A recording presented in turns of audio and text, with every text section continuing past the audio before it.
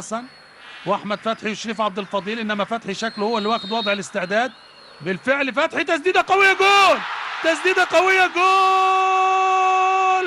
خطفت الانظار يا سلام، خدعت الجميع وكله فرحان، لان زي ما بقول لحضراتكم محدش منتظرها بالشكل ده.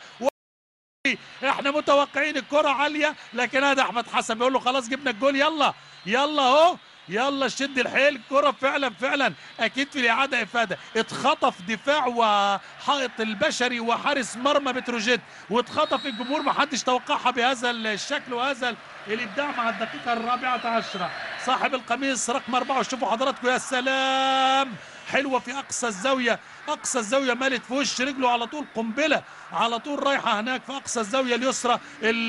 الحائط انفتح وعكس اتجاه. يرافق المباراة كابتن حسام الجوهري، يراقب التحكيم. شوف سيد معوض، سيد معوض، الله الله الله الله الله الله، يا فرحتك يا فرحتك يا سيد، يا فرحتك، حاسس بيك، حاسس بيك بقالك زمان نفسك تجيب جول.